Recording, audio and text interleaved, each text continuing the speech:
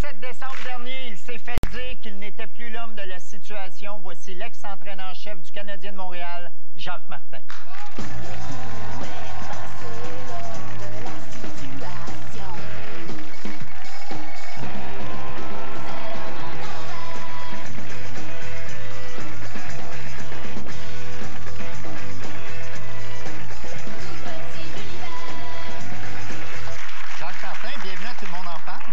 Bonsoir.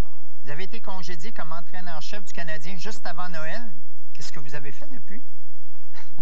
Beaucoup de choses depuis mon congédiement. Même la journée que j'ai été congédié, j'étais dans un déménagement. Donc, je suis devenu l'employé de ma conjointe pour notre déménagement pendant 2-3 semaines. Ça change les idées en plus? Bon, ça change les idées. Puis après ça, j'ai réalisé qu'il fallait que je retourne au travail. Donc, j'ai continué à travailler pour le Canadien. Vous faites quoi? Mandat spécial de voir les joueurs qui ont déjà été repêchés, soit dans le junior, soit au collège américain, et aussi certains mandats, un stage en Suède pour voir certains agents libres, et aussi voir l'équipe de la Ligue américaine, les Bulldogs de Hamilton. Parce que là, il vous reste 1 an sur votre contrat à peu près? 1 an sur le contrat, oui. Est-ce que c'est difficile de travailler pour l'organisation qui nous a congédiés? Bien, non, c'est pas difficile de travailler pour l'organisation qui nous a congédiés. Je pense que si on regarde dans notre métier, ça arrive assez souvent. Ouais. Souvent, ils t'engagent pour te congédier. Malgré que c'est pas ma philosophie, j'ai toujours pensé que je pouvais demeurer au même endroit. J'ai même demeuré à Ottawa 9 ans. Donc, je croyais venir à Montréal pour finir ma carrière. Est-ce que c'est dur pour l'ego, un congédiement comme ça? Non, l'ego, le plus difficile du congédiement, c'est le fait que tu n'as pas l'opportunité de finir ce que tu as commencé. Parce que dans le coaching, c'est bâtir des relations avec tes joueurs. C'est d'être capable d'aller chercher le meilleur soir après soir. Tu as une opportunité d'être un impact sur leurs valeurs, sur tous les jeunes joueurs. Puis, lorsque tu te fais congédier, tu ne peux plus faire ça. C'est comme si tu n'avais pas fini ton travail. C'est exactement. En conférence de presse, Pierre Gauthier a expliqué ainsi votre congédiement, Manon. M. Martin a fait un excellent travail avec le Canadien depuis qu'il est ici, puis il faisait encore un excellent travail cette année. Mais quelquefois, pour faire, dans notre domaine, pour faire changer les choses, pour améliorer les choses, il faut faire des changements. Même quand il fait un excellent travail, pourquoi c'est toujours l'entraîneur qui est sacrifié en premier? C'est un symbole. Peut-être c'est les raisons du congédiement, tu ne le sais jamais. Tu penses, je suis sûr que j'ai eu l'opportunité d'être directeur général pendant 3 ans. Je coachais pendant 2 ans, ça fait qu'il n'y avait pas danger que je me congédie. C'était une bonne situation. Donc, je suis sûr que Pierre pensait que ça a rapporté un aspect de motivation à l'équipe. Ça n'a pas été le cas. Non, ça n'a pas été le cas. Ça n'a pas été le cas du tout, mais Pierre Gauthier, c'était votre ami, l'est-il encore? Il est encore mon ami. Pierre, je l'ai connu, il m'a embauché en réalité à Ottawa. Il m'a donné une opportunité de revenir comme entraîneur-chef après avoir connu une première expérience à Saint-Louis. Mais depuis le congédiement, est-ce que vous êtes parlé? Lui-même s'est fait congédier il y a 2 semaines. Est-ce que vous avez eu... Ils se font un party de congédiés, des parties? Bien, on n'a pas eu le party encore. Peut-être qu'on attend un peu à l'été, peut-être pour le barbecue. Ça va on pourra peut-être le faire aussi. Mais est-ce que vous vous êtes parlé au téléphone? Oui, on s'est parlé. Oui, on s'est parlé. Puis même les responsabilités que j'avais depuis que j'étais congédié, je donnais mes comptes rendus à Pierre. Jacques, en rétrospective, plusieurs journalistes ont reconnu que votre congédiement était une erreur. Manon. Est-ce que Jacques Martin méritait d'être congédié? Absolument pas. Je suis content que ce ne soit pas juste moi qui le dise. Absolument pas. Compte tenu du personnel qu'il avait sous la main, Jacques Martin, à mon avis, il n'y a aucun autre entraîneur dans la Ligue nationale qui aurait pu faire plus que lui faisait. Il a commencé la saison avec une brigade défensive inexpérimentée, décimée. Il y avait Markov qui n'était pas là, mais beaucoup de jeunes défenseurs qui n'avaient pas d'expérience.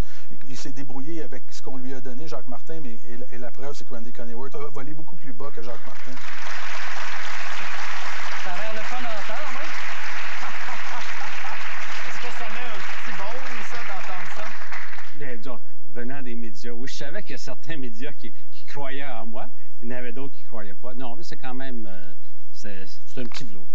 Le fait que le Canadien est quasiment au dernier rang et qu'il joue mal depuis votre départ, est-ce que ça vous fait plaisir?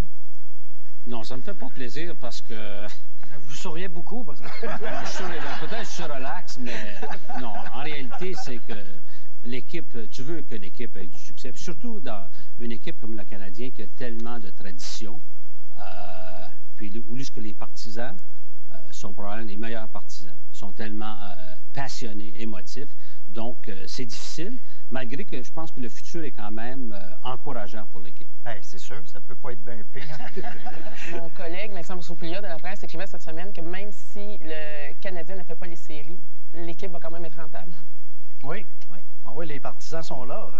Les loges corporatives sont vendues. Selon Forbes. Les hot dogs sont à 15$. Tout va très bien. Mais Normand, toi-même, tu es un fan de Moi, je suis un hockey, fan. Je suis là encore. Je vais à toutes les parties. J'ai mes billets de saison et je trouve ça triste, ce qui arrive, mais en même temps, il y a quelque chose d'excitant, c'est qu'on voit des nouveaux joueurs. Mais je dois dire que de voir le Canadien de Montréal en dernière position, ça fait mal. On dirait que c'est pas supposé. Toi, tu sais, c'est quoi toucher le fond du baril puis remonter? Oui. C'est ça qui va arriver au Canadien. Je l'espère. Puis je crois en Piqué Souban. Je pense que c'est un excellent point, Normand, sur le point de vue. Si on regarde l'équipe pour l'avenir, on a un gardien de premier ordre, Carey Price. Tu as mentionné Piqué Souban, Josh Georges, Markov qui est revenu. Oui, l'équipe, l'organisation doit ajouter un autre défenseur, mais ils ont quand même avoir une bonne profondeur. Des jeunes comme Emlyn Diaz sont développés cette année, Weber. À l'avant, ils ont un trio. Je pense que c'est important, si tu mentionnes Pacioretty, Desharnais. Ce sont des jeunes joueurs qui se sont développés dans l'organisation. Cole qui joue comme qui est en très feu. bien. Mais M. Martin, je vous écoute, la job de directeur général, ça vous intéresse pas? Mais je suis déjà à l'emploi du Canadien. On ne sait jamais. Peut-être que c'est quelque chose qu'ils vont me proposer, mais dans le moment, pas encore. Vous seriez intéressé? Bien, on étudierait la possibilité. Vous n'êtes pas ici pour rien ce soir, là. Mais je ne suis pas sûr que c'est la plateforme pour Appelez Jeff ma cette candidature. Non, je pense que vous voulez avoir la réponse pour directeur général. Vous devriez appeler Ron Fournier. Il y a la réponse. Oui, c'est Ron. Ron le sait tout le temps. Vous avez signé un contrat de 4 ans comme entraîneur-chef avec le Canadien. Finalement, vous êtes resté en poste 2 ans et demi. 96 victoires, 75 défaites, 25 matchs nuls et mené l'équipe à la finale de l'Association de l'Est en 2010. Êtes-vous satisfait de votre travail? Non, pas satisfait, parce que lorsque tu es embauché comme entraîneur, le but ultime, c'est de gagner une Coupe Stanley. C'est une des raisons que lorsque j'ai quitté les Panthères de la Floride, j'étais directeur général. Je croyais en venant à Montréal que j'aurais eu l'opportunité d'apporter une Coupe Stanley aux Canadiens. Ouais. Mais je pensais que l'équipe allait dans la bonne direction. Puis donc, je ne suis pas satisfait de mon travail. Avec le recul, est-ce que vous seriez resté en Floride? Non, pas du tout. Je pense qu'il y a beaucoup d'autres avantages que Montréal m'a apporté. Pas seulement sur le point de vue hockey, mais sur le point de vue personnel. Ah, ça, c'est une bonne nouvelle. Avec un grand sourire qui suit ça, ça a l'air intéressant. Oui, finalement, vous avez aimé ça, monter des meubles Ikea pendant Noël. J'ai appris. Oui. Le prochain DG aura notamment comme responsabilité de trouver un nouvel entraîneur-chef. Le nom de Patrick Roy est sur toutes les lèvres. Est-ce que Patrick Roy est le meilleur homme pour la job, selon vous? Bien, ça va être intéressant. Je pense que c'est à Jeff Molson et Serge Savard de décider si Patrick Roy est le meilleur homme. Mais vous n'avez pas d'opinion? Ben moi, c'est pas ma responsabilité à moi. OK, fait que ça vous intéresse pas. Non, pas du tout. Les deux parties se sont entendues pour ne pas Regardez le système. Oui. On a 2 contrats ici. Hein. Ça fait des entrevues plates. Je suis habitué. Les deux parties s'entendent. OK, je vais la poser différemment. Certains disent que Patrick Roy voudrait aussi du poste de directeur général. Vous avez vous-même déjà assumé les 2 fonctions avec les Panthers de la Floride. Est-ce que c'est souhaitable? Non, c'est pas souhaitable, puis c'est pas efficace. Les 2 postes maintenant, de gérer une équipe de hockey, c'est gérer un budget d'au-dessus de 100 millions. Le nombre de personnes qui sont sous ta responsabilité, tu dois avoir une vision. Le domaine du coaching, c'est un emploi à plein temps, c'est 24 heures. Donc, de cumuler les 2 postes, c'est pas efficace pour l'organisation. C'est votre adjoint, Randy Coneyworth, qui a eu la lourde tâche de prendre l'intérim comme entraîneur-chef. Lui avez-vous parlé depuis votre congédiement? J'ai pas parlé à Randy, j'ai parlé aux assistants. J'ai pas parlé à Randy depuis mon congédiement. C'est une bonne chose qu'il parlait pas français. Il n'a pas entendu toutes les critiques qu'il y avait contre lui. C'est sûr. Ça aide. Vous en pensez quoi de cette controverse-là dans les médias que M. Coneyworth, qui ne parlait pas français? Bien, c'est malheureux pour Randy parce que Randy demeure quand même un chic type, un bonhomme d'hockey. Je me demande si on aurait eu les mêmes conséquences si l'équipe avait gagné 6 matchs en 6. J'en doute. Vous faites partie des 9 entraîneurs-chefs seulement à avoir remporté 600 parties en carrière. En 1999, vous avez remporté le trophée Jack Adams du meilleur entraîneur de la Ligue. Vous, de quoi êtes-vous le plus fier? Plus fier, probablement, d'avoir gagné la médaille d'or aux Olympiques à 2002 à Salt Lake avec l'équipe Canada. Puis la bague, c'est quoi? Ça, c'est la bague du World Cup en 2004 avec l'équipe Canada. On a gagné la médaille d'or là aussi. Donc, ces deux événements-là, je pense que c'était des points tournants dans ma carrière. Mon fils, il aimerait beaucoup la bague. Oui. Yo, yo! Les gens qui vous connaissent bien s'entendent tous pour dire que le hockey, c'est toute votre vie. Pensez-vous qu'il vous reste encore des belles années derrière le banc ou à la tête d'une organisation dans la Ligue nationale? J'espère. J'ai encore la passion puis l'énergie pour continuer dans ce domaine-là. Avez-vous eu des offres depuis votre congédiement? Non, non. Il n'y a pas de position d'ouverte, ça fait que on attend. Ça va venir. Oui. Mais je vais t'appeler, mais que j'en ai. Jacques, entrevue, conférence de presse. Bleu, blanc, rouge, le Canadien, c'est une partie de nous. Alors, Jacques, la partie vient de se terminer. On a des questions pour vous et on va se tutoyer parce que c'est ça que font les journalistes sportifs. Jacques, pourquoi en conférence de presse, tu commences presque toujours tes réponses par « Oui, c'est sûr que... » Je viens de l'Ontario.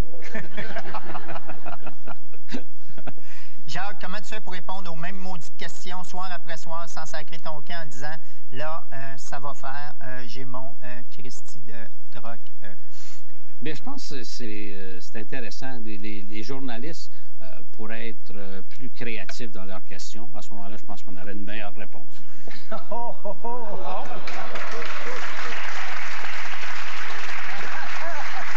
On a une journaliste? Jacques, supposons que ton directeur gérant, appelons-le Pierre, prend des décisions controversées comme échanger Halak ou renouveler le contrat de Markov alors que ce dernier est toujours blessé. Peux-tu réellement dire ce que tu penses? Oui, Halak, je pense que il y avait une décision à faire. C'est quand même le directeur général doit manager, gérer son budget. Puis je pense qu'il voulait utiliser cet argent-là à d'autres fins. Mais c'était quand même le gardien à qui tu faisais confiance. Oui, mais quand même, je pense que Price a bien répondu à l'appel. On avait deux gardiens numéro 1. Jacques, supposons qu'un de tes défenseurs recrues, on ne le nommera pas, mais disons qu'il y a des initiales comme prénom. Il se promène avec la rondelle en déjouant tout le monde pendant 4 minutes pour finalement la perdre dans son territoire, ce qui a mené à un but de l'autre équipe. Peux-tu nous dire réellement ce que tu penses? Je l'ai déjà dit, manque de maturité. On sait que c'est un très bon joueur pour l'organisation. J'adore son enthousiasme. J'ai jamais voulu changer cet aspect-là.